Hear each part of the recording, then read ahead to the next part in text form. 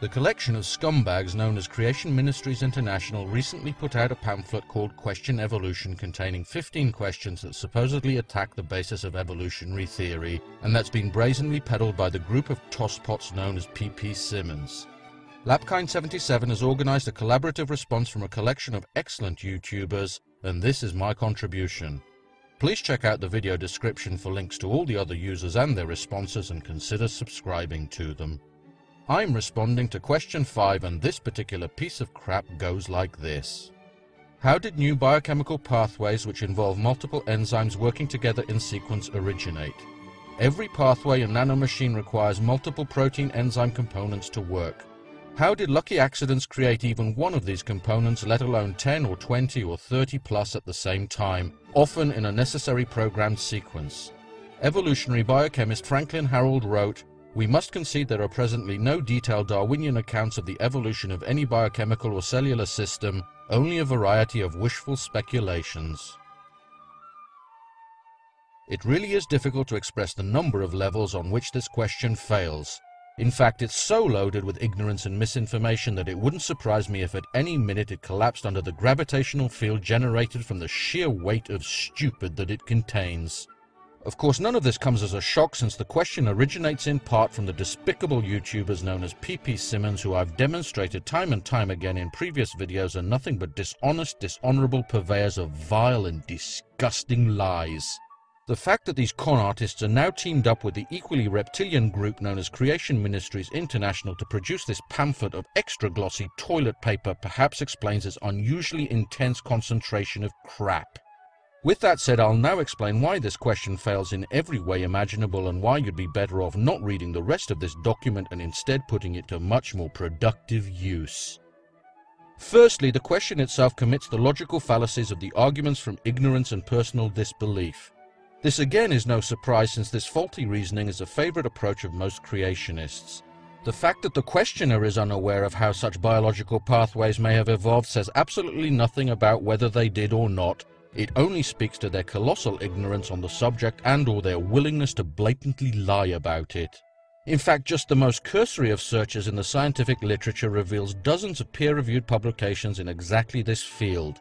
So while creationists might consider this to be a deep and intractable mystery, it seems that the professionals who've dedicated their lives to training and working in these areas do not. Of course, in response, the creationist will predictably find an intricate biochemical pathway whose evolutionary heritage has not been fully mapped out in detail, and claim that it's impossible to believe that the said pathway arose via evolution. The creatard's incredulity at this possibility once again has no bearing on the truth content of the claim, but again, this is a typical creationist tactic. Instead of attempting to generate evidence to demonstrate that such pathways cannot evolve, creationists merely assert that they cannot and expect to be taken seriously. Secondly, the implication that such metabolic pathways arose solely by lucky accidents clearly demonstrates either an Olympian level of dishonesty from the creationist, or that when it comes to evolutionary biology, he can't distinguish his gluteus maximus from his articulatio cubitae. Since we're at least dealing in part with P.P. Simmons here, both possibilities may equally apply, but there's little doubt that this statement is indeed seasoned with a generous sprinkling of deceit. In reality, no scientist claims that evolution is a random process, because the random element of mutation is shaped by the distinctly non-random process of natural selection, something which professional liars like these are determined to ignore. I've personally pointed this out to PP a number of times in my rebuttals to the seemingly endless torrent of verbal sewage emanating from their YouTube channel, and yet they seem to be intent on ignoring this critical linchpin of evolutionary theory and instead propagating their grotesque mischaracterization of it. Thirdly, it's perhaps understandable why the idiot asking this question can't understand how multi-step pathways arose at the same time, because creationists are the only ones who believe that complex biological systems can pop into existence ex nihilo, fully intact and functional. Their inability to distinguish their belief in magic from the tenets of evolutionary biology therefore only serves to highlight the sheer magnitude of their intellectual atrophy.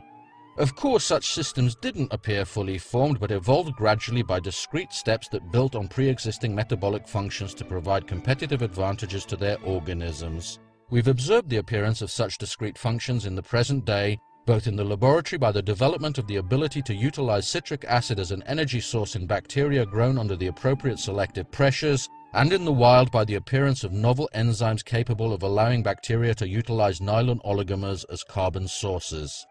Furthermore, in the latter case, this evolution has not only been replicated in the laboratory, but two new and distinct nylonase enzymes have been identified in one bacterium in the wild, therefore clearly showing the evolution of a two-step pathway in barely one human lifetime.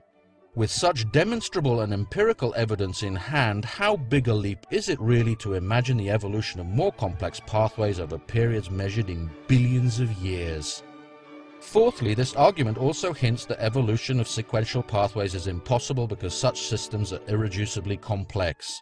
This argument completely ignores the fact that irreducible complexity is a description of the current state of a given biological system and not its evolutionary heritage. For example, consider a cell that requires two compounds, A and B, from its environment to survive. A new function arises that allows the cell to convert A to B, and since A is abundant and B is not, the cell gains a competitive advantage and the function is propagated in future generations. Imagine now that the cell loses the function to take up B. Since it can still produce B from A, the loss of function mutation is silent and may eventually become fixed in the population due to genetic drift. At this point, the metabolic pathway of A to B becomes irreducibly complex, but of course has not always been so. These concepts aren't very difficult to understand, and yet creationists absolutely refuse to recognize or acknowledge their existence, and instead insist on building their ludicrous straw men and attacking weaknesses in evolutionary theory that simply aren't there. Because at the end of the day, they're simply not interested in the truth, only in affirming their own pre-established and absolutely immovable position.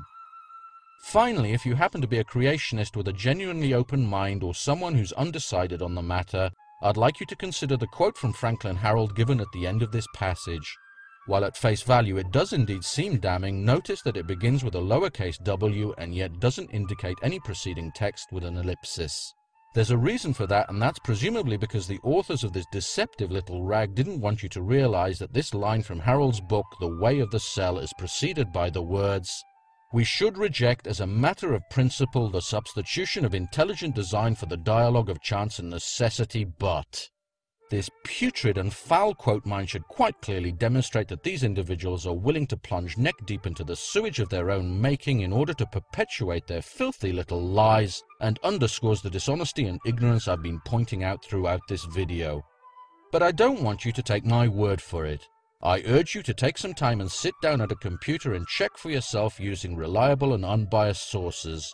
If you do that with a truly open mind, you'll very quickly discover that your God is a lot more impressive than the petty conjurer being peddled by these charlatans who are lying to you in order to propagate their archaic and demonstrably ludicrous beliefs, while quite possibly picking your pockets into the bargain.